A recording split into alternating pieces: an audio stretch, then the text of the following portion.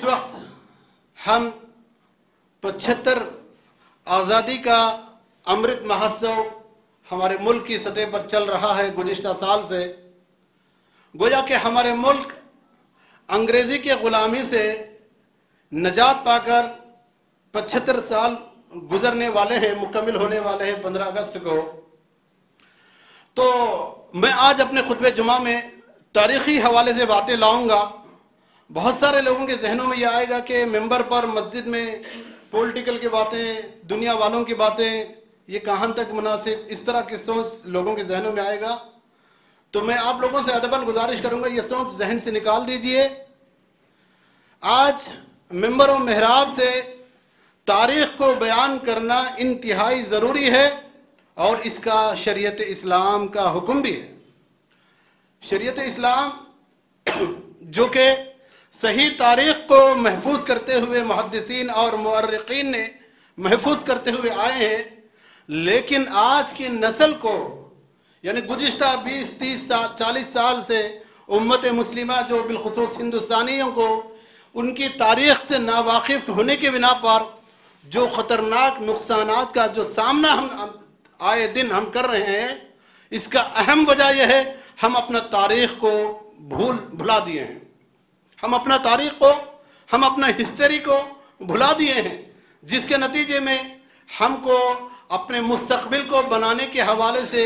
क्या किरदार अदा करना चाहिए और कैसे रहनुमा हमारे लिए होना चाहिए, वो आज हमारे माशरे में उसका फक़दान है, उसकी कमी है, जिसकी वजह से आए दिन हम मुख्तलिफ़ किस्म की परेशानियाँ, मुख्तलिफ़ किस्म के नए नए क़ानूनात के ज़द में आकर बड़ी ही मुश्किलात के साथ हमारे इस मुल्क में हम ज़िंदगी गुजार रहे हैं।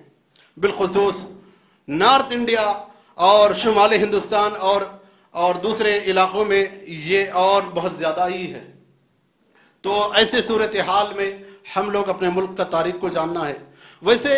खुतबा जुमा मुख्तसर होता, लेकिन समंदर को कहाँ हम कुजा में लाए, हदना सा एक छोटे से तालिब इल्म, लेकिन कोशिश ये करेंगे ज़रूर कुछ ना कुछ चीदा कुछ ज़रूर अहम वाक़यात जो इस मुल्क को बनाने में हमारे सलफ़, हमारे बुज़ुर्गान, हमारे बड़े लोग जो कुर्बानियाँ पेश किए, जिन्होंने अपने खून से इस मुल्क को सींचा था, इसकी अमन व शांति को बरकरार रखने के लिए जिन्होंने जो योगदान किया, आज उसका फ़क़दान की वजह से उम्मत मुस्लिमा का नौजवानों के जो बेरहा रवि और उनके लिए कोई सही रहनुमा ना होने की वजह से क्या नुकसानात हो रहे हैं हम अपने आंखों से देख रहे हैं। और आज़ादी और ग़ुलामी, यकीनन ग़ुलामी से हिंदुस्तान को आज़ाद करवाया गया, लेकिन फिर ग़ुलामी की तरफ इस मुल्क को ले जाने के लिए नाकाम कोशिशें जारी है, नाकाम कोशिशें जारी है ग़ुलामी की तरफ इस मुल्क को ले जाने के लिए। और इसके लिए यहाँ का आपसी भाईचारा, मोहब्बत, अमन व सुकून को तबाह करते हुए आपस में नफ़रत, आपस में बग़्ज़, आपस में दुश्मनी, यानी तमाम हिंदुस्तानियों के बीच में ये फ़िरक़ा परस्त ताकतें पैदा करके और मुल्क को फिर तकसीम करके या मुल्क के अंदर अमन व शांति को, उसके अमन व शांति का बेड़ा को गरक करके इख्तिदार में आकर अवाम को ग़ुलाम बनाना चाहती है और उसके तरफ वो रवा दवा है। और ये ग़ुलामी का हकीकत में ये लोग जो ग़ुलामी की तरफ ले जाना चाहते हैं, उसी ग़ुलामी को उम्मत मुस्लिमा के जो सरकर्दा लोग, जिनमें सर फहरिस्त अंबिया अलैहिस्सलाम है, वो लोग अवाम को ग़ुलामी से निकाल कर हकीकी आज़ादी की तरफ लाने के लिए जो जिद्दोजहद किए हैं। अगर आप कुरान करीम की सूरतुल बक़रा की बाज़ आयतों का और सूरतुल हूद की आयतों का और उसी तरह सूरतुल क़सस की आयतों का अगर मुताला करें तो आपको पता चलेगा कि उन अंबिया अलैहिस्सलाम के दौर में अवाम को उस वक्त के बातिल ताकतें कैसे ग़ुलाम बनाना चाहते और अंबिया अलैहिस्सलाम कैसे जिद्दोजहद करके अवाम को उस ग़ुलामी से निकाल कर हकीकी आज़ाद दिए, जिनमें सर फहरिस्त सैयदना मूसा अलैहिस्सलाम का जिक्र आता है। आप लोग भी जानते हैं, मूसा अलैहिस्सलाम पैदा होने से पहले पूरी बनी इसराइल जो कि चहती हुई कौम है अल्लाह के नज़दीक, और अल्लाह ने उनको चुन लिया है पूरे आलमीन में, लेकिन वो फजीलत वाली कौम फ़िरऔन के शिकंजे में ग़ुलाम बनकर लगभग 300 से 400 साल की ज़िंदगी गुजारे। اور یہاں تک کہ فرعون نے ان لوگوں کو ایسی غلامی میں کہ ان کے بچوں کو قتل کیا اور ان کی عورتوں کو لونڈی بنا کے رکھا، مرد بچوں کو قتل کیا، عورتوں کو لونڈی بنا کے رکھا۔ یہاں تک کہ ابن کثیر رحمہ اللہ لکھتے ہیں موسیٰ علیہ السلام پیدا ہونے سے پہلے یا اسی عرصہ میں 70,000 بچوں کا قتل کیا گیا، مرد بچوں کا۔ اور ایسے بھیانک صورتحال میں موسیٰ علیہ السلام پیدا ہوئے، اور جب وہ بڑے پرورش اسی باطل طاقت کے گھر میں پرورش کیے گئے، پھر دیکھے اپنے قوم کے غلامی کے حالات کو، تو ان کو نجات دلانے کے لیے انہوں نے جو جد و جہد کیا، اور اسی سے قرآن کریم ہمیں یہ پیغام دے رہا ہے مسلمان کسی کی غلامی میں نہیں رہ سکتا۔ مسلمان تو کیا، ایک انسانی کی غلامی میں نہیں رہ سکتا،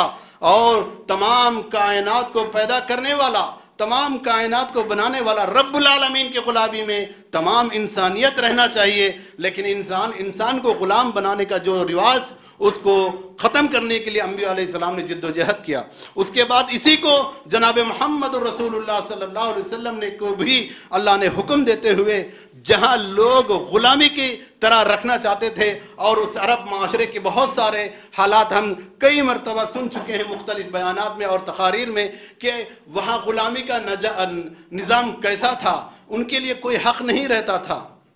ان کے لیے کوئی حق نہیں رہتا تھا، اور نہ کھانے پینے کی کوئی آزادی، نہ بات کرنے کی کوئی آزادی، نہ کوئی اپنا اختیار ہوتا تھا، اور گویا کہ انہیں زنجیروں میں جکڑا ہوئے رہنا پڑتا تھا۔ اور ایسے لوگوں کو غلامی سے آزاد دلانے کے لیے اللہ نے رسول رحمت صلی اللہ علیہ وسلم کو مبعوث کیا۔ اسی لیے اللہ نے کہا وَأَغْلَالَ الَّتِي كَانَتْ عَلَيْهِمْ، اے نبی آپ لوگوں کے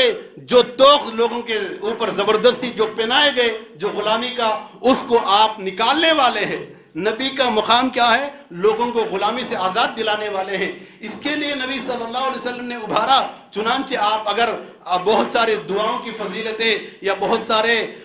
اسلامی احکام معاملات میں کچھ اگر غلطی ہو جائے تو اس کی کفارہ کی جو صورت میں اللہ کے رسول صلی اللہ علیہ وسلم جو ہمیں اس کی کفارہ کی صورت جو بتلاتے ہیں، اس کی شکل جو بتلاتے ہیں، غلامیوں کو آزاد کرانا۔ جیسے کہ لا الہ الا اللہ وحدہ لا شریک لہ لہ الملک ولہ الحمد وہو علی کل شیء قدیر، اس دعا کو جو بندہ صبح پڑھتا ہے گویا کہ اسے 4 غلاموں کو آزاد کرانے کے ثواب ملے گا۔ غلام کو آزاد کرانا معمولی بات نہیں، پیسوں سے اور طاقت جس نے غلام بنا کے رکھا ہے مالک، اس کے ساتھ ٹکر لینے کی بات ہے، اسی بہت بڑی جد و جہد کی بات ہے۔ تو ایسے حالات میں اللہ کے رسول صلی اللہ علیہ وسلم عوام کو ابھارنے کے لیے، عوام کے اندر ایک جوش، عوام کے اندر ان کے اندر ایک جوش پیدا ہونے کے لیے اس طرح ابھارتے تھے کہ غلام کو آزاد کیا جائے۔ اگر کسی سے روزے کی حالت میں کچھ غلطی ہو جائے تو غلام کو آزاد کرے، روزے کی حالت میں اگر وہ اپنے بیوی سے ہمبستری کرے تو وہ غلام کو آزاد کرے۔ اس طرح کے جو معاملات احادیث کے ذریعے ہم کو ملتے ہیں تاریخ میں، اور اللہ کے رسول صلی اللہ علیہ وسلم کتنے غلاموں کو آزاد کیے ہیں، اللہ اکبر۔ قرآن کریم نے ان کے شان نزول کو ذکر کیا، وَمِنَ النَّاسِ مَن يَشْتَرِي نَفْسَهُ ابْتِغَاءَ مَرْضَاتِ اللَّهِ، اللہ کے بندوں میں کچھ ایسے بھی چہتے ہوئے بندے ہیں جن سے اللہ نے راضی ہوا۔ اور وہ کون بندے ہیں؟ ابن کثیر رحمہ اللہ اس آیت کے تفسیر سورہ بقرہ آیت نمبر 207 کی تفسیر میں لکھتے ہیں، وہ صہیب رومی ہے، وہ بلال حبشی ہے، وہ مصعب بن عمیر، وہ اسی طرح وہ خباب بن عارت ہے، اور ایسے غلام جو عمار، یاسر، سمیہ، ایسے لوگ تھے جنہوں نے غلامی کی زندگی، جنہوں نے کوئی آزادی نہیں تھا ان کے پاس، ایسے لوگوں کو اسلام نے آزاد کروا کر، جناب رسول اللہ صلی اللہ علیہ وسلم نے آزاد کروا کر بعد میں آنے والے امت کو پیغام دیا کہ مسلمان انسان کسی کی غلامی میں نہیں رہ سکتا، بالخصوص مسلمان، کیونکہ پیدا کرنے والا رب ہے، سارے بندے اسی کے ہیں اور سارے لوگ اسی کی طرف لوٹ کر جانا ہے، اسی کی غلامی چلے گی، یعنی رب العالمین کی بندگی چلے گی۔ جیسے ہم جانتے ہیں عبد یعنی غلام، اللہ کا بندہ اور اللہ کی بات کو ماننے والا، اللہ کے مطابق چلنے والا، ایسا بندہ انسانوں کی غلامی نہیں کر سکتے۔ اب کیا ہوا؟ دھیرے دھیرے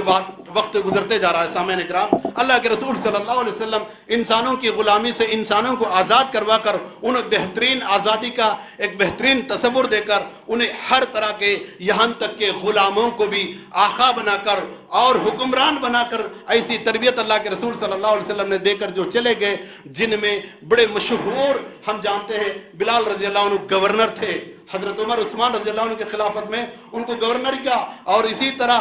سلمان فارسی جو مجوسی کی گھروں میں پیدا ہوئے اور اسلام کے تلاش میں جب نکلے تو وہ بھی غلامی کے شکنجے میں جکڑے گئے، لیکن جب انہیں آزادی ملی اس کے بعد اللہ کے رسول کی صحبت میں جو تربیت ملی اس تربیت کا نتیجہ تھا عثمان اور علی رضی اللہ عنہ کے دور میں وہ بھی گورنر بنائے گئے۔ اس طرح اللہ کے رسول بے شمار صحابہ اکرام کو جو کہ غلامی کی زندگی گزارنے والے ان لوگوں کو تربیت دے کر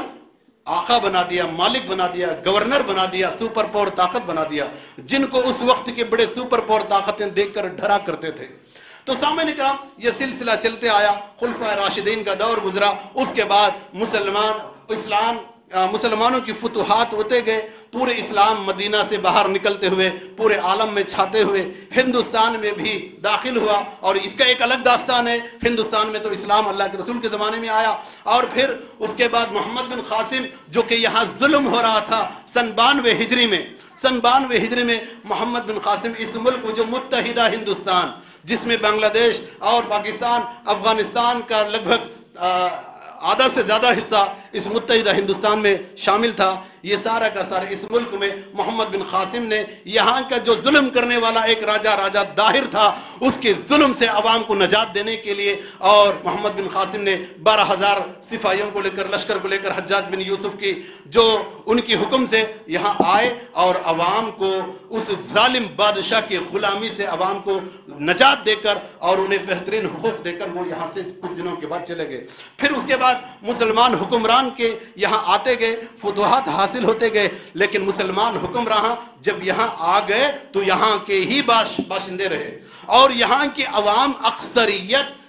کی اکثریت عوام جو ہے ان حکمران مسلمانوں کی اور ان کی تربیت اور ان کی اخلاق، ان کا ایمان، ان کا کردار کو دیکھ کر یہاں کی اکثریت عوام اسلام قبول کرنے والے بنے، جن میں ہمارے باپ و دادا، ہمارے آب و اجداد شامل ہیں۔ انہی کا قربانیوں کا نتیجہ، انہی کا دعوت و تبلیغ اور ان کے اخلاق کا نتیجہ تھا ہمارے آب و اجداد اسلام قبول کیے، ورنہ ہم آج گائے کا پیشاب پینے والے اور مندروں کے سامنے گھنٹیاں بجانے والے ہوتے تھے، ان لوگوں کی قربانیوں کا نتیجہ تھا۔ اب دھیرے دھیرے حالات ایسے ہو گئے، مسلمان مستحکم بنے، اور چیدہ اور یہاں مسلمان حکمراں آنے سے پہلے یہاں الگ الگ راجاؤں کا اور یہاں الگ الگ لوگوں کی حکومتیں تھی، جس کو لگ بھگ 500 سے زائد الگ الگ جو حلقوں میں بٹے ہوئے تھے، اور ان سارے چیزوں کو، ان سارے حلقوں کو متحد بنا کر کنیا کماری سے لے کر کشمیر نہیں بلکہ کابل تک، کابل کیا ہے؟ افغانستان کی کیپٹل سٹی ہے، کنیا کماری سے لے کر کابل تک مسلمان ایک زبردست حکمران اکھنڈ بھارت قائم کر کے عوام کو ایسا انصاف دیا، عوام کے ساتھ ایک ایسا سلوک بہترین پیش کیے کہ ان کے دور حکومت میں بھی عوام ذوق در ذوق اسلام قبول کیے۔ سامعین اکرام، میں آپ لوگوں کا توجہ چاہتے ہوئے معذرت بھی چاہ رہا ہوں کہ وقت کو آپ گھڑی کو نہ دیکھیں، 5-10 منٹ ذرا اگر کچھ زیادہ ہو جائے تو برداشت کریں، کیونکہ تاریخی واقعات شاید آپ کو سننے کو نہ ملیں گے ایسے، اسی لیے آج بہت سارے بھائیوں کی اصرار پر بھی ہم خاص ریکارڈ کروا رہے ہیں کہ یہ بہت ضروری ہے، کیونکہ یہ تاریخ 20 سال پہلے آپ جا کر یوٹیوب پہ دیکھیے، یہ 3-4-5 سال کے اندر ہی آپ کو اپنے اس موضوع پر آپ کو بیانات ملیں گے، لیکن اس سے پہلے نہیں ملیں گے، جبکہ کتنے قربانیاں پیش کیے، کتنے مصیبتیں ان کے اوپر آئی، کتنے آزمائشوں سے وہ گزرے جو اس ملک کو انگریزوں کے چنگل سے آزاد کروانے کے لیے، اور یہاں زبردست حکومت مسلمانوں کی چل رہی تھی۔ سن 1600 عیسوی میں، تاریخوں کو اچھی طرح یاد رکھیے، سن 1600 عیسوی میں پورچگل کے لوگ یہاں تجارت کے خاطر، اس سے پہلے واسکو ڈی گاما نامی ایک ڈاکو، واسکو ڈی گاما نامی، جن کو ہمارے اسکولوں میں پڑھنے والے بچے جانتے، بحری راستہ بنانے والا واسکو ڈی گاما کہہ کر لوگ یاد کرتے، جبکہ یہ جھوٹ ہے۔ بحری راستہ بنانے والے صحابہ اکرام سے پہلے عرب کے لوگ تھے، جنہوں نے کیرلا اور اسی طرح جو ساحلی علاقے ہیں، کیرلا، تمل ناڈو، آندھرا اور کرناٹک کے جو ساحلی علاقے ہیں، ان ساحلی علاقوں میں عرب کے بے شمار لوگ داخل ہوئے، اور انہوں نے عوام کو اپنا کردار سے، عوام کو اپنا اخلاق سے، اپنی تعلیمات سے عوام کو حق بات پہنچایا۔ تو الغرض بتانے کا، وہ ڈاکو واسکو ڈی گاما آیا تھا یورپ کے ملکوں سے گزرتے ہوئے، اور اس نے یہاں کا ماحول کو دیکھا، اور اس کے بعد اس نے پورچگل والوں کو خبر کیا کہ ہندوستان کا ماحول جو ہے وہاں آپ لوگوں کو قبضہ کرنے کے لیے بہترین حالات سازگار ہے، آپ لوگ آ سکتے ہیں۔ اور اسی درمیان وہ پورچگل کے لوگ سن 1600 عیسوی میں آ گئے، اور پھر ان لوگوں نے یہاں تجارت کے مقصد کے لیے آئے، اور اپنے تجارت کے سامان کو رکھنے، اپنے تجارت کے مال کو حفاظت کرنے کے لیے اس وقت موجودہ حکمرانوں سے اجازت نامہ لیتے ہوئے بڑے بڑے گوڈان بننا شروع کیے۔ سب سے پہلے ان لوگوں نے کلکتہ میں پہنچے، کلکتہ وہ بھی ساحلی علاقہ تھا، وہاں پہنچے، اسی طرح پھر بامبے پہنچے، اسی طرح وہ لوگ کیرلا پہنچے، اسی طرح وہ لوگ مدراس پہنچے۔ مدراس حقیقت میں مدارس نام تھا، بعد میں جا کر مدراس بنا، اب جا کر وہ چنئی بنا۔ مدارس وہاں الگ الگ امام شافعی رحمۃ اللہ علیہ کے مکتب فکر سے تعلق رکھنے والے، ایجپٹ سے اور اسی طرح جورڈان سے بہت سارے علماء اکرام محدثین اس مدارس کے علاقے میں، اس علاقے میں آ کر الگ الگ مکاتب قائم کر کے مدارس قائم کیے تھے۔ وہ مدارس کا علاقہ تھا، وہ بعد میں جا کر مدراس بنا، آج تو اس کو چنئی کر دیے۔ اور اسی طرح تھانہ علاقہ جو بمبئی سے قریب تھا، وہاں حضرت عمر فاروق رضی اللہ عنہ کے دور میں ہی صحابہ اکرام آ چکے تھے، اور عثمان کے دور میں رضی اللہ عنہ کے دور میں صحابہ اکرام آ چکے تھے۔ وہاں مسلمان دھیرے دھیرے وہاں کی آبادی بڑھتے بڑھتے وہاں بھی ساحلی علاقوں میں مسلمان زبردست، اور ملا لوگ یعنی کشتیاں چلا کر، اور اسی طرح مچھیوں کی پکڑنا، مچھوارے وغیرہ، یہ پورا پیشہ مسلمانوں کے ہاتھ میں تھا، یہ پورا پیشہ مسلمانوں کے ہاتھ میں تھا۔ دھیرے دھیرے جب انگریزوں نے آیا، مسلمانوں کی معاشی حالات کو، کمزوری کو دیکھتے ہوئے، رشوتیں دیتے ہوئے مسلمانوں کے بعض لوگوں کو اپنے قبضے میں لے لیا، جیسے کہ وہ لوگ ان کے ہاتھوں میں ذلی آ گئے جو رسول اللہ صلی اللہ علیہ وسلم کے ساتھ بغض رکھتے ہیں، خاص کر ابو بکر، عمر اور اما عائشہ رضی اللہ عنہ کے ساتھ بغض، نفرت رکھتے ہیں، یعنی وہ طبقہ جو حالانکہ وہ مسلمان تو کہلاتے ہیں، اور وہ طبقہ شیعہ کا طبقہ جو ان کے چنگل میں آ گئے اور ان لوگوں کو اپنے ہاتھ میں لے لیا۔ پھر وہ انگریز اپنے سازشوں کو ایسا بھجا کر نوبت یہاں تک لائے، خاص طور پر کلکتہ کے علاقے میں علی وردی خان کا جو حکومت تھی، جو کہ نواب سراج الدولہ کے نانا تھے، اور ان کو اپنے ماتحت میں لے کر بڑے بڑے گوڈان بنوایا، اور وہاں رشوتیں دیے، جو کہ علی وردی خان کے جو ان کی فوج میں رہنے والے یا ان کے ماتحت میں رہنے والے جو ان کے منسٹر جو ہوتے تھے، ان کو رشوتیں دے کر اور ان کو اپنے باتوں میں لا کر بڑے بڑے تجارت کے مرکز بنا دیے۔ نتیجہ یہ ہوا، تجارت کے مرکز میں دھیرے دھیرے ہتھیار کو بھی لانا شروع کیا، ہتھیاروں کو بھی بنانا، جبکہ یہاں مسلم بادشاہیں مختلف قسم کے ہتھیاریں بناتے تھے، لیکن ان لوگوں نے اپنا ٹیکنالوجی دکھا کر اور راستے ڈال کر، ریل کے راستے یعنی ٹرین کے راستے ڈال کر، ریل پٹریاں ڈال کر، روڈ کے راستے ڈال کر، ہاسپٹل کے سہولتیں کھول کر عوام کو ایسا شوشہ دلا دیا، عوام کو ایسے اپنے قبضے میں لے لیا کہ یہ ہمارے بھلا چاہنے والے ہیں، جبکہ ان کا مقصد کیا تھا؟ دھیرے دھیرے اس ملک میں حکومت کو قائم کیا جائے۔ لیکن نواب سراج الدولہ جیسے ہی علی وردی خان کی جو حکومت تھی، ان کے انتقال کے بعد ان کے نواسے سراج الدولہ کے ہاتھ میں آیا، اور اس وقت میر جعفر، اور اس نے جو کہ نواب سراج الدولہ کا ایک منسٹر تھا، شیعہ تھا، اس خبیث نے نواب سراج الدولہ کو نقصان پہنچانے کے خاطر انگریزوں سے رشوت لے کر اور مختلف تیاریاں کر کے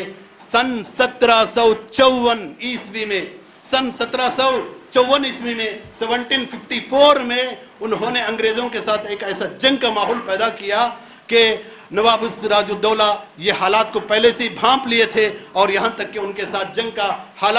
جنگ کا ماحول پیدا ہوا، اور سن 1754 میں جنگ ہوا، اس جنگ میں ہارنا ہوا۔ پھر سن 1757 میں 57 میں اسی خبیث میر جعفر کی سازش کے تحت انگریزوں نے نواب سراج الدولہ کی حکومت کو ختم کیا، ان کو قتل کیا۔ پھر اس موقع پر اس کرناٹک کے میسور کے علاقے میں فتح علی خان کے جو کہ فتح علی خان جن کا اصل نام فتح علی خان ہے، اور لقب اور معروف ٹیپو سلطان کے نام سے ہوئے، جن کو بہت سارے لوگ تو جانتے، ان کے والد حیدر علی کا حکومت تھا، سن 17 صدی کا عیسوی تھا، اور اس موقع پر انہوں نے بھانپ لیا، لیکن وہ قوم، انگریز قوم، ادھر سے کلکتہ سے ہوتے ہوئے، بہار سے ہوتے ہوئے، اڑیسہ سے ہوتے ہوئے وہ جنوب میں کرناٹک میں بھی داخل ہو چکے۔ اسی طرح وہ کرناٹک سے پھر آندھرا کے علاقوں میں اور مختلف علاقوں میں چھا گئے، گویا کہ नवाब हमारे टीपू सुल्तान के वालिद हैदर अली साहब, जो कि उनके साथ जंग भी किए और टीपू सुल्तान बिल्कुल अभी बालिग बच्चे थे, उस मौके पर उन्होंने भी अपने बाप के साथ उस जंगों में शामिल थे। नवाब हैदर अली का इंतकाल के बाद टीपू सुल्तान इख्तिदार में आए उस इलाके में, मैसूर के इलाके में। फिर उन्होंने 1704 में अंग्रेज़ों के साथ मुख्तलिफ झड़पें हुई, मुख्तलिफ जंगें हुई छोटे छोटे, और आखिरकार साजिश के तहत, और यहाँ भी एक खबीस शिया की साजिश के तहत टीपू सुल्तान रहमतुल्लाह अलैह को सन 1704 या सन 1754 में उनको साजिश के तहत सन 1704 में टीपू सुल्तान को शहीद किया गया। टीपू सुल्तान का एक बड़ा मशहूर शहर, एक बड़ा मशहूर शायर था, एक बड़ा मशहूर उनकी एक मखौला था, गीदड़ की 100 साल की जिंदगी से शेर की एक दिन की जिंदगी बेहतर है। गीदड़ की 100 साल की जिंदगी से शेर की एक दिन की बेहतर है। और उन्होंने शेर की तरह उन्होंने उन अंग्रेज़ों के साथ मुकाबला करते हुए एक साजिश शिया की साजिश के तहत वो शहीद हो गए। और जिस दिन वो शहीद हुए, उनकी लाश के ऊपर खबीस अंग्रेज़ों ने पैर रखकर कहा, आज के बाद हिंदुस्तान हमारा है।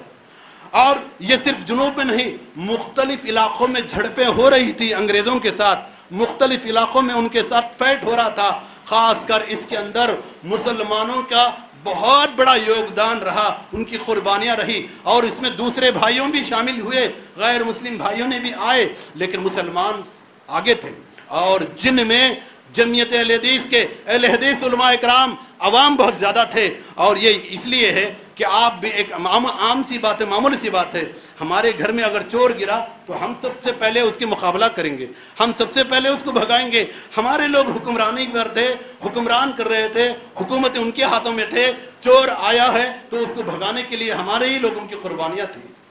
और नतीजा ये हुआ, मुख्तलिफ इलाकों में झड़पें हो रही थी, छोटे छोटे जंगे, ख़ास तौर पे झारखंड, बिहार जो मुत्तहिदा बिहार, और इसी तरह यूपी के इलाके, और इसी तरह आसाम के बाद इलाके भी, उड़ीसा के बाद इलाकों में भी। मौलाना लुक़मान सलफ़ी रहमहुल्लाह की मुजल्ला तूबा में मुसलसल उन्होंने इस चीज़ को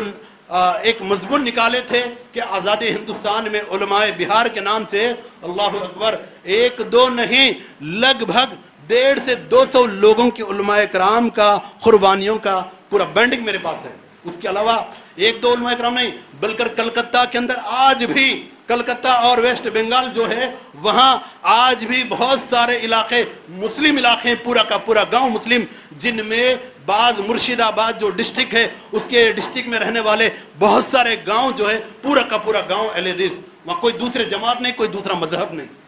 इतनी कुर्बानी आज भी मौजूद है वो लोग। और वो लोग कैसे कुर्बानियाँ पेश किए। और लिखते हैं मुहर्रिख सन हिंटर, एक अंग्रेज़ का मुहर्रिख लिखता है अपनी किताब के अंदर, इस मुल्क में हमको भगाने के लिए, यानी हम अंग्रेज़ों को भगाने के लिए जो अगर कुर्बानियाँ पेश किए हैं तो वो वहाबी लोगों ने पेश किया।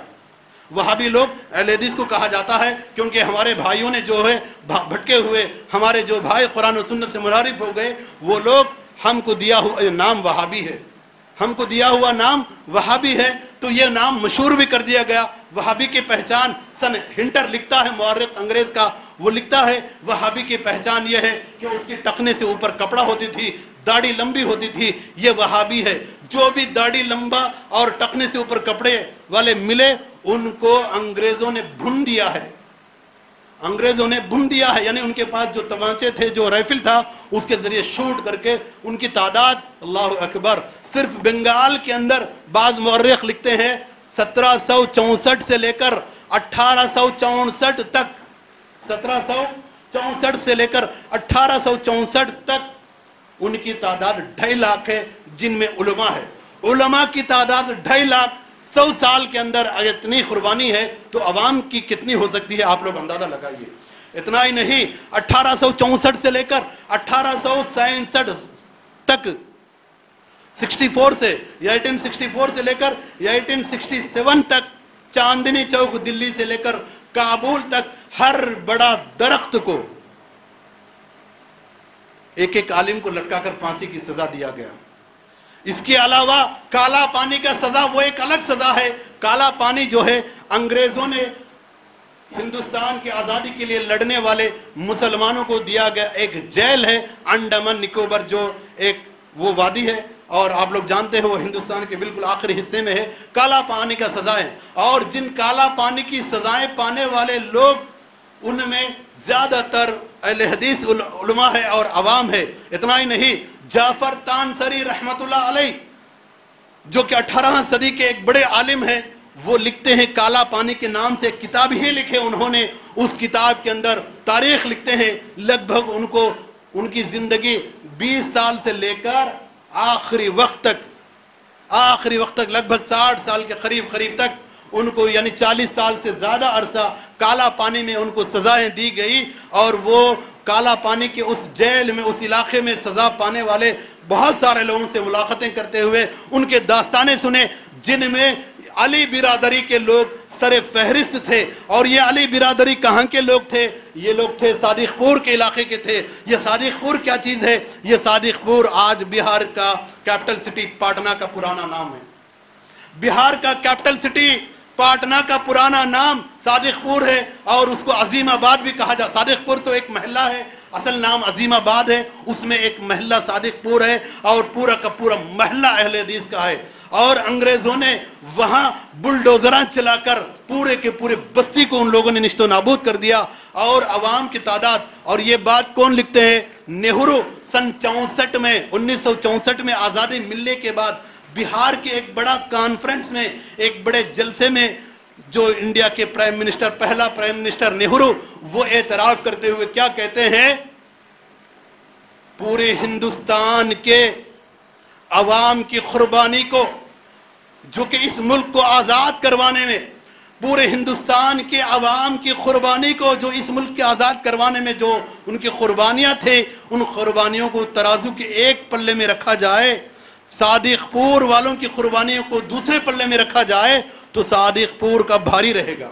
تو آپ سوچئے یہ کون کہہ رہا ہے؟ پنڈت جواہر لال نہرو اعتراف کرتے ہیں۔ اتنا ہی نہیں، ہم لوگ جو آزادی کے نام بھی آج بچے ہم بڑے شوق سے انگلش میڈیم سکولوں میں پڑھا رہے ہیں، وہ لوگ اگر کسی مجاہد آزادی کا نام بتاؤ تو پورا کا پورا غیروں کا نام بتائیں گے، اکا دکا شاید ابوالکلام آزاد یا حکیم اجمل خان یا کوئی ایک دوسرے دو نام بتاتے ہیں،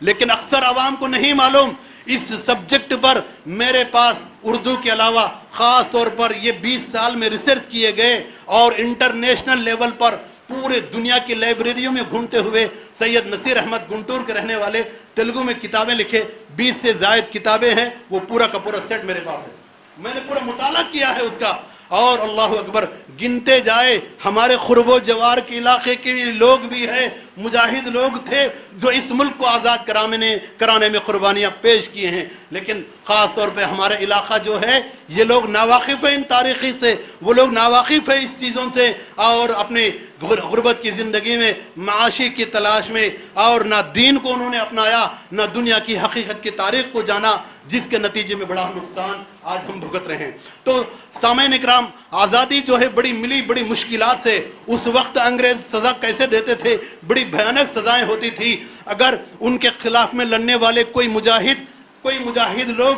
اس علاقے میں اگر ہے تو ان کو یہاں سے یو پی لے جایا کرتے تھے، اور ایسے ٹرین کے ڈبوں میں لے جاتے تھے جو کہ مال گاڑیاں، جو کہ کوئلہ وغیرہ چلتا، اور 47 سے پہلے جو کہ ٹیکنالوجی اتنا ڈیولپ نہیں تھا، بالکل بہت کم رفتار سے، اور 1863 میں ڈلہوسی نے، انگریز کا ایک آدمی جنہوں نے ٹرین کو یہاں شروع کیا بامبے سے تانا تک 1863 میں، اس کے بعد لوگوں کو مجرم، ان کے نظر میں مجرم تھے، لیکن وہ حقیقت میں مجاہدین آزادی جنہوں نے اس ملک کی انگریزوں کے غلامی سے نجات دلانے کے لیے جو لڑ رہے تھے، ان سارے چیزوں کو ان لوگوں کو کہاں سے انسپائر، ان لوگوں کو کہاں سے یہ چیز ملی؟ تو ان لوگوں کو ملی تو قرآن سے ملی، ان لوگوں کو ملی تو انبیاء علیہ السلام کے تاریخ سے ملی، کیونکہ انگریز عوام کو غلام بنا کر اپنا حکمرانی کرنا چاہتے تھے، ایسا نہیں۔ اسی لیے آپ لوگ جانتے ہیں سر فہرست تو آج مہاتما گاندھی ہے، سر فہرست تو آج مہاتما گاندھی ہے۔ افسوس کے ساتھ کہنا پڑتا ہے مہاتما گاندھی کو بھی آزادی کی حقیقت میں انقلاب دلانا ہے، ان کو آزادی کا حقیقت میں تصور اگر ان کو دیا گیا تو قرآن کریم نے دیا، جو کہ میں نے میرے خطبہ کی ابتدا میں پڑھا۔ اور ایک مرتبہ ایسا ہوا، مہاتما گاندھی جو کہ ان کی ابتدائی زندگی جو ہے تعلیمی زندگی افریقہ میں گزرا، میں پہلے ہی بتایا یہ ایک سمندر ہے، میں بہت چیدہ واقعات کا ذکر کر رہا ہوں. تفصیل کے لیے جاننا انٹرسٹ رکھنے والے رابطہ کر سکتے. ایک الگ پورا ایک دن بھی اگر بتایا جائے تو کم ہے. تو بتانے کا مقصد مہاتما گاندھی اپنی جوانی جو ہے اپنی تعلیم جو ہے افریقہ میں گزار رہے ہیں, اور اس اسنا میں ان کو شیلٹر دینے والے عبداللہ سیٹھ جو انہی کے علاقے کے ہیں. عبداللہ سیٹھ ایک بہترین تاجر ہے جو گجرات کے احمد آباد کے تعلق رکھنے والے تھے, مہاتما گاندھی کو جانتے تھے. انہوں نے مہاتما گاندھی کو شیلٹر دے کر ان کی LLB مہاتما گاندھی جو وکالت کی تعلیم حاصل کیے اس کے اندر انہوں نے بہت کچھ تعاون کیا. یہاں تک کہ مہاتما گاندھی افریقہ سے جب وکالت مکمل کیے اس کے بعد ان کا کچھ تجارتی معاملات کے کچھ کیس تھے, اس کو لڑنے کے لیے وہی عبداللہ سیٹھ مہاتما گاندھی کو آگے بڑھایا. اور جب مہاتما گاندھی سفر پر تھے اور ڈربن اسی افریقہ میں ایک علاقے سے دوسرے علاقے میں ٹرین کا سفر کر رہے تھے, ایک مرتبہ ایسا ہوا اور اس چیز کو بنگال کے مشہور فلم ڈائریکٹر شیام بنگال نے بھی, انہوں نے بھی شیام نامی ایک مشہور فلم ڈائریکٹر, انہوں نے بھی اس واقعے کو ذکر کرتے ہوئے قرآن کی اس آیت کا ترجمہ اس فلم میں دکھایا. اس نے کہ مہاتما گاندھی کو ہمارے ملک کے خلاف لڑنے کا انسپائر ان کو کہاں سے اسپرٹ ملا. تو سورۃ النساء کی اس آیت کا جس کے اندر اللہ ذکر کرتا ہے کیا وہ کمزور, وہ مستضعفین اور وہ کمزور بوڑھے لوگ اور عورتیں بچے جنہوں نے غلامی میں جکڑے ہوئے ہیں, جن کے اوپر ظلم کیا جا رہا ہے, اور وہ رب العالمین سے دعا کر رہے ہیں اے اللہ ہمارے پاس کوئی مدد کرنے والے کو بھیج دے تاکہ ہمیں اس غلامی سے آزاد دلائے, وہ دعا کر رہے ہیں, کیا تم ان کی پکار کو سن کر تم لبیک نہیں کہتے, کیا تم اٹھ کھڑے نہیں ہوتے. یہ بات مہاتما گاندھی قرآن میں پڑھا, بڑا لمبا واقعہ ہے. اور وہ بھی ٹرین میں جب سفر کر رہے تھے انگریزوں نے ان کو ٹرین سے دھکا دیا, اس سفر میں ان کے ساتھ میں قرآن تھا, ساتھ قرآن کے وہ نیچے پلیٹ فارم پہ گرے تو اچانک ان کے ہاتھ جو ہے اسی سورۃ النساء کی اس آیت پر پہنچی جہاں ابھی جو ہم نے اس کا ترجمہ اور ابتدا میں اس کی آیت پڑھ کر آپ کو سنایا. تو انہوں نے اس آیت کو پڑھنے کے بعد حیران ہوئے اور پھر مطالعہ کرنا شروع کیے اور ہندوستان کے حالات کو غور کیے تو یہاں کیسے غلامی کی زندگی, انگریز کیسے ظلم کر رہے ہیں لوگوں کو. اللہ اکبر, ہم نے بہت سارے علماء سے بھی سنا ہے. ابھی سن 2004 میں پاکوڑ میں جمعیت کا ایک بہت بڑا کانفرنس ہوا, پاکوڑ جھارکھنڈ کا ایک سٹی میں کانفرنس ہوا, لگ بھگ 10 سے 15 لاکھ عوام وہاں شامل ہوئے, جن میں ایک زبردست مجاہد آزادی جن کو اس وقت ایوارڈ دیا گیا, اس وقت ان کی عمر 94 تھی, 2004 میں ان کی عمر 94 تھا, مولانا قیوم رحمانی مفسر قرآن تھے. انہوں نے بھی بہت سارے واقعات کو جن کو بہت سارے لوگوں نے ملاقاتیں کیے ان سے اور اس وقت کے حالات سے, انہوں نے بہت سارے نوجوان طالب علم اسٹوڈنٹس ان کے واقعات کو لکھ لیے کہ انہوں نے ذکر کیا 2004 اس پاکوڑ کے جلسے میں کہ ان کی جوانی میں کیسے حالات پیش آئے, کیسے کیسے قربانیاں ہمارے لوگ پیش کیے. علامہ شہید اسماعیل رحمۃ اللہ علیہ, احمد شہید رحمۃ اللہ علیہ, اور کتنے نام میں گناؤں, اگر میں صرف نام پڑھتے جاؤں تو گھنٹوں بھر وقت ہو جائے گا. اور انڈیا گیٹ پر بھی یہ چیز آج بھی موجود ہے جہاں اس ملک کے خلاف لڑنے والے بعض لوگوں کے نام وہاں لکھے گئے. جب بعد میں لوگوں نے گنتی کی ان ناموں کو 95,000 نام وہاں لکھے گئے, جن میں 63,500 مسلمانوں کے ہیں. اس ملک کے خلاف انگریزوں کے خلاف, اس ملک میں انگریزوں کے خلاف لڑنے والے لوگوں کے نام انڈیا گیٹ پر درج ہے جو کہ 95,000 ہے, جن میں 63,500 مسلمانوں کے ہیں اور 4 سے 5,000 کے قریب عبداللہ عبدالرحمن اس طرح کے نام ہیں والدیت کے ساتھ میں. تو بتانے کے مقصد ہمارے اسلاف نے بہت سارے قربانیاں پیش کیے, اس کے بعد یہ ملک آزاد ہوا. اور اتنا ہی نہیں, اس تحریک کو آگے بڑھانے میں جو کچھ سلوگن کی ضرورت ہوتی تھی, جو کچھ مواد کی ضرورت ہوتی تھی, اس کو تیار کرنے میں بھی ہمارے لوگ آگے تھے. جیسا کہ ابوالکلام آزاد رحمۃ اللہ علیہ جو کہ 1888 میں مکہ میں پیدا ہوئے تھے, انڈیا کے کلکتہ کے علاقے کے تھے, لیکن ان کے والد خیر الدین نے جوانی میں چلے گئے تھے مکہ, اور ابوالکلام وہی مکہ میں پیدا ہوئے. پھر انہوں نے مکہ سے ان کے والد جب انڈیا آئے, جو کہ ان کے مریدوں نے, خیر الدین کے مریدوں نے بلایا ان کو, پھر آئے تو یہاں زندگی گزارنے لگے. پھر یہاں آزادی کے جو مختلف تحریکیں چل رہی تھی انگریزوں کو بھگانے کے لیے, ابوالکلام آزاد 1885 میں قائم ہونے والا کانگریس میں انہوں نے بالکل چھوٹی سی عمر میں شامل ہوئے. اور छोटी सी उम्र में उन्होंने शामिल हुए और देखा, और उनकी 23 साल जिंदगी में, नौजवानों देखो हमारी जवानी को हम कहाँ बर्बाद कर रहे हैं। अबुल कलाम आज़ाद 23 साल की जिंदगी में उन्होंने हिलाल का एक मैगजीन निकाला, अंग्रेजों ने उस पर पाबंदी लगाया। अल बलाग का एक मैगजीन निकाला, अंग्रेजों ने उस पर पाबंदी लगाया। अबुल कलाम आज़ाद मुताला बहुत ज़्यादा करते थे, किताबों की ज़्यादा मुताला करते हुए एक ऐसा ज़बरदस्त आलिम बने, क्योंकि बचपन का ज़बान तो अरबी था और इब्तदाई तालीम अरबी मक्का में ही हासिल किए थे। उन्होंने मुफस्सिर थे और सूरत फातिहा के तफसीर पर उन्होंने सूरह फातिहा के जो 40 नाम पेश किए कोई दूसरे मुहद्दिस ने पेश नहीं किए। उम्मुल किताब के नाम से तफसीर लिखे, कुरान का मुख्तलिफ तफसीर, सूरतों के तफसीर भी लिखे, और तारीख़ हिंद लिखे, और हालात हिंदुस्तान के हालात भी लिखे। और अंग्रेज़ों की साजिश के नतीजे में बाद यहाँ फ़िरक़ा परस्त ताकतें जब यहाँ वजूद में आए, उन लोगों ने मुल्क को मजहब के नाम पे बांटने की कोशिश किए। तो अबुल कलाम आज़ाद उसी दिल्ली की जामे मस्जिद में खड़े होकर लोगों को कहते थे, तुम दूसरे मुल्क में ना जाओ,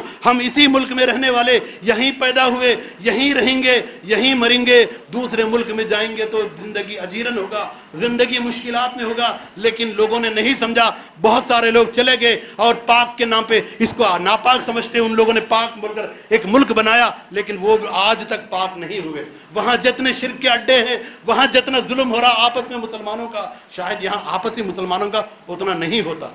अबुल कलाम आज़ाद उन्होंने लोगों को रोका, लेकिन बहुत सारे लोग चले गए। अब यहाँ नतीजे में मुल्क की तरक्की में बहुत सारे कुर्बानियाँ पेश किए। यहाँ मुल्क का आयन बनाने का, दस्तूर बनाने की बात आई, उस वक्त डॉक्टर B.R. अम्बेडकर जो बिल्कुल इंतहाई निचली ज़ात से निकले हुए थे, उनके साथ भी बहुत जुल्म हुआ, उनके मानने वालों के साथ भी बहुत जुल्म हुआ। लेकिन सारे जुल्म को सहते हुए उन्होंने अपने तालीम को मुकम्मल करके इस मुल्क को आज़ाद करवाने में, जो इस मुल्क के अंदर एक अच्छी हुकूमत को कायम करने के लिए जो दस्तूर पेश करना था, उन्होंने सादुल्लाह नामी आसाम से ताल्लुक़ रखने वाले एक बेहतरीन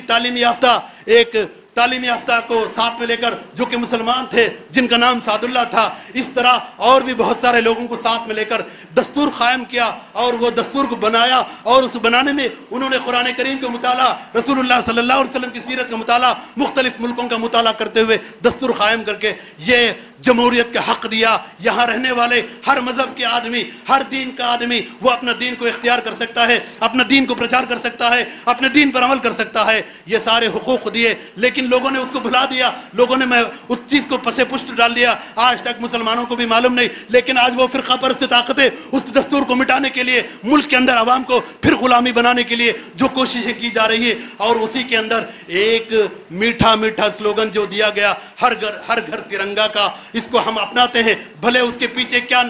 चीज़ है अल्लाह जाने, लेकिन हम अपनाते हैं, क्योंकि तिरंगा को तैयार करने वाले भी मुसलमान सुरैया तैयब जी थी, जय हिंद का नारा लगाने वाले आबिद सफरानी महानी थे, और इस तरह बेशुमार वाक़या थे। वक्त इजाज़त नहीं दे रहा। मेरे भाइयों, मेरे नौजवानों, आप लोगों से गुजारिश है, हमें अपना मुल्क का तारीख को जानना ज़रूरी है, अपना मुल्क का हालात को जानना ज़रूरी है। अपने मुल्क के अंदर हमारे असलाफ कैसे कुर्बानियाँ पेश किए, आज के हालात में हम क्या कर सकते हैं। उलमा की रहनुमा में हम वो कुर्बानियाँ पेश करने के लिए हम आगे बढ़ना चाहिए, वरना आगे नस्लें हमारे लिए बद्दुआएं देने लगेंगे, हमारे लिए लानतें भेजने लगेंगे कि हमारे बड़ों ने हमारे लिए कुछ नहीं किया। हम अपने अपने मसरूफ कामों में नहीं रहना चाहिए, बल्कि आखिरत का फिक्र करते हुए हमको हमारा ज़िंदगी का हकीकत मकसद समझकर इस मुल्क के अंदर भी हम एक बेहतरीन शहरी है, इस मुल्क को चाहने वाले, इस मुल्क की खिदमत करने वाले, ये हम आवाम को पैगाम देते हुए हमारा किरदार को निभाने की ज़रूरत है। अल्लाह रब्बुल आलमीन से दुआ करते हैं, अल्लाह ताला हमारे मुल्क के अंदर जो हालात बदल रहे हैं, अल्लाह ताला इन हालात को सुधार दे,